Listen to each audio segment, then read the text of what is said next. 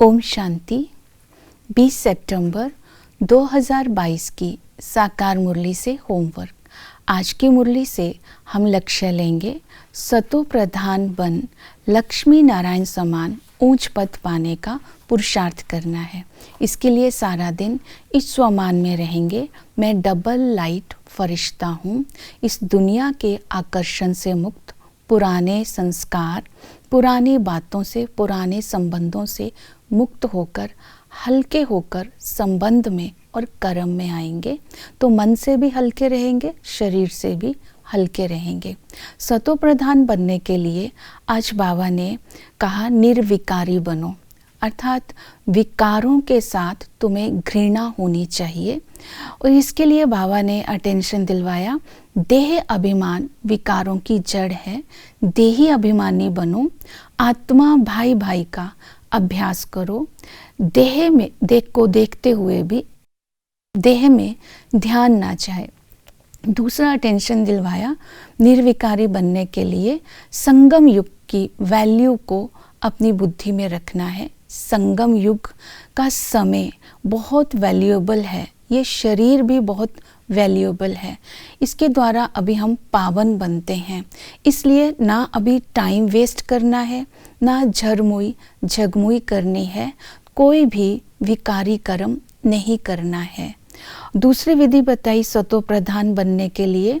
बाबा ने कहा कि सच्चे दिल से युक्ति युक्त बाप को याद करो, लाचारी हालत में नहीं। सच्चा दिल उसे कहेंगे जो आत्मा बाबा के स्नेह में समाई रहती है। युक्ति युक्त याद उसे बोलेंगे जो ज्ञान युक्त और उसके साथ साथ योग युक्त, रहस्य युक्त होकर के याद करे। हर संकल्प युक्ति युक्त होगा तो बाबा की याद नेचुरल रहेगी। दूसरी याद की विधि बताई, यथार्थ याद।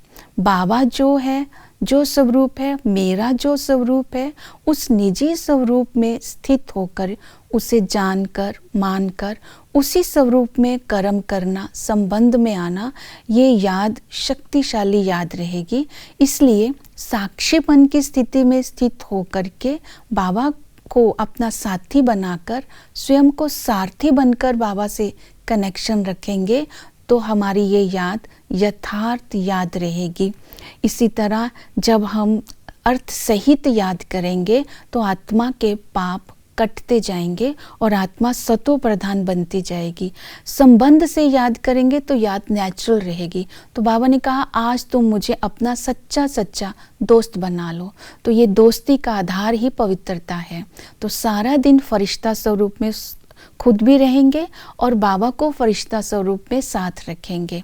और तीसरा बाबा ने बोला सतो प्रधान बनना है तो पारस बुद्धि बनो।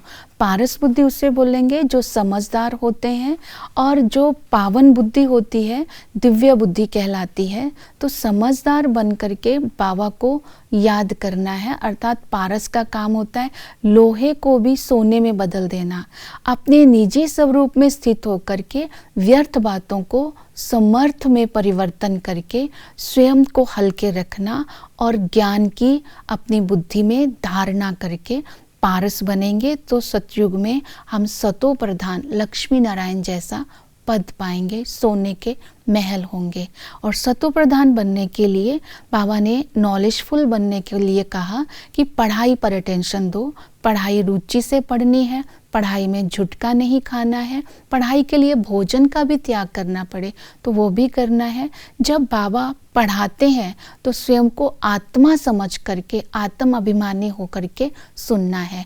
तो पढ़ाई को धारण करने से कर्म श्रेष्ठ होंगे, याद से आत्मा के संस्कारों में पवित्रता आएगी और संबंध से हम नेचुरल योगी बन जाएंगे तो लक्ष्मी नारायण समान ऊंच पद पाएंगे।